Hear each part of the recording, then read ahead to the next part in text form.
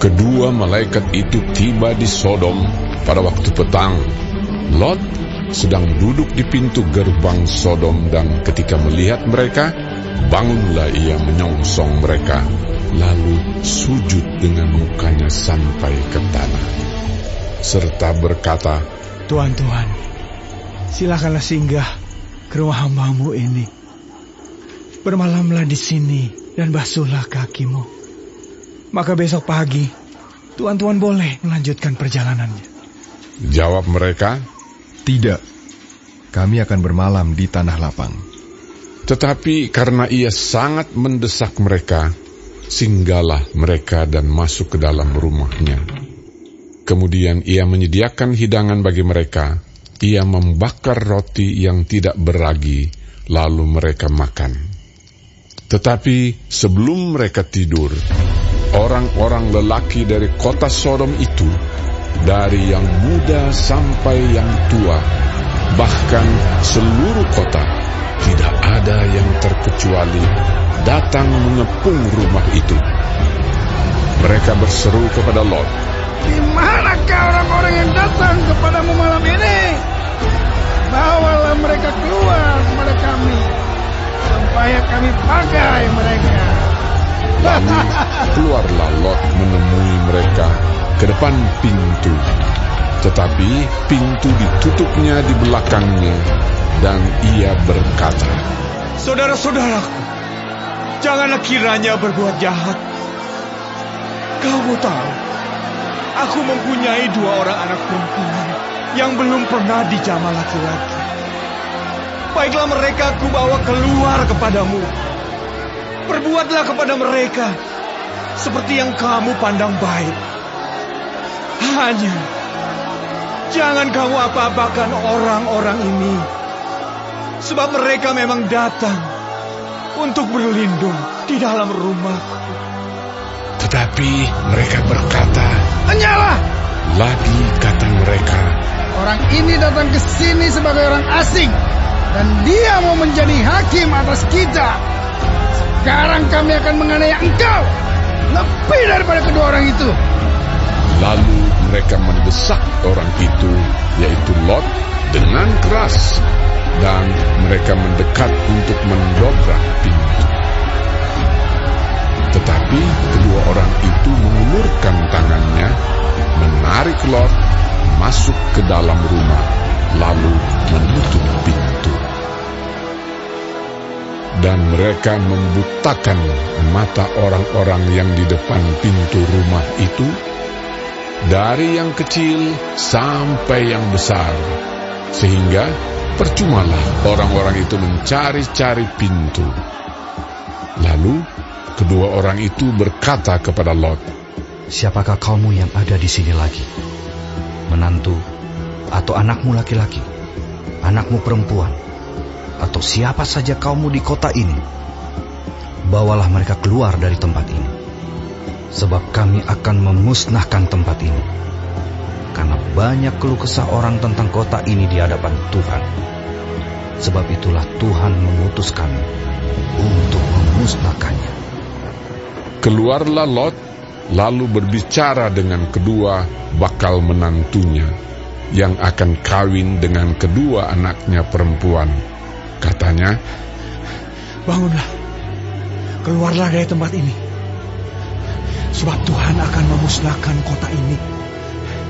tetapi ia dipandang oleh kedua bakal menantunya itu sebagai orang yang berolok-olok saja. Ketika fajar telah menyingsing, kedua malaikat itu mendesak Lot supaya bersegera. Katanya, Bangunlah, bawalah istrimu dan kedua anakmu yang ada di sini, supaya engkau jangan mati lenyap karena kedurjanaan kota ini. ketika ia berlambat-lambat, maka tangan istri dan tangan kedua anaknya dipegang oleh kedua orang itu, sebab Tuhan hendak mengasihani dia. Lalu kedua orang itu menuntunnya keluar kota dan melepaskannya di sana. Sesudah kedua orang itu menuntun mereka sampai keluar, berkatalah seorang, Larilah, selamatkanlah nyawamu. janganlah menoleh ke belakang, dan janganlah berhenti dimanapun juga di lembah Yordan. Larilah ke pegunungan, supaya engkau jangan mati lenyap. Kata Lot kepada mereka, Janganlah kiranya demikian, Tuanku. Sungguhlah hamba-Mu ini telah dikaruniai belas kasihan di hadapan-Mu. Dan Tuanku telah berbuat kemurahan besar kepadaku dengan memelihara hidupku. Tetapi jika aku harus lari ke pegunungan, pastilah aku akan tersusul oleh bencana itu, sehingga matilah aku. Sungguhlah kota yang di sana itu cukup dekat kiranya untuk lari ke sana. Kota itu kecil. Izinkanlah kiranya aku lari ke sana. Bukankah kota itu kecil? Jika demikian, nyawaku akan terpelihara. sahut malaikat itu kepadanya, Baiklah, dalam hal ini pun permintaanmu akan kuterima dengan baik. Yakni kota yang telah kau sebut itu tidak akan kutunggang balikan. Cepatlah, larilah ke sana, sebab aku tidak dapat berbuat apa-apa sebelum engkau sampai ke sana. Itulah sebabnya nama kota itu disebut Zoar. Matahari telah terbit menyinari bumi ketika Lot tiba di Zoar. Kemudian Tuhan menurunkan hujan belerang dan api atas Sodom dan Gomora, berasal dari Tuhan dari langit. Dan ditunggang balikannya lah kota-kota itu dan lembah Yordan dan semua penduduk kota-kota serta tumbuh-tumbuhan di tanah. Tetapi istri Lot yang berjalan mengikutnya menoleh ke belakang lalu menjadi tiang garam. Ketika Abraham pagi-pagi pergi ke tempat ia berdiri di hadapan Tuhan itu dan memandang ke arah Sodom dan Gomora serta ke seluruh tanah lembah Yordan, maka dilihatnyalah asap dari bumi membubung ke atas sebagai asap dari dapur peleburan. Demikianlah pada waktu Allah memusnahkan kota-kota di lembah Yordan dan menunggang balikkan kota-kota kediaman Lot, maka Allah ingat kepada Abraham, lalu dikeluarkannyalah Lot dari tengah-tengah tempat yang ditunggang balikkan itu. Pergilah Lot dari Zoar, dan ia menetap bersama-sama dengan kedua anaknya perempuan di pegunungan, sebab ia tidak berani tinggal di Zoar. Maka diamlah ia dalam suatu gua beserta kedua anaknya. Kata kakaknya kepada adiknya, Ayah kita telah tua, dan tidak ada laki-laki di negeri ini yang dapat menghampiri kita seperti kebiasaan seluruh bumi. Marilah kita beri ayah kita minum anggur, lalu kita tidur dengan dia, supaya kita menyambung keturunan dari ayah kita.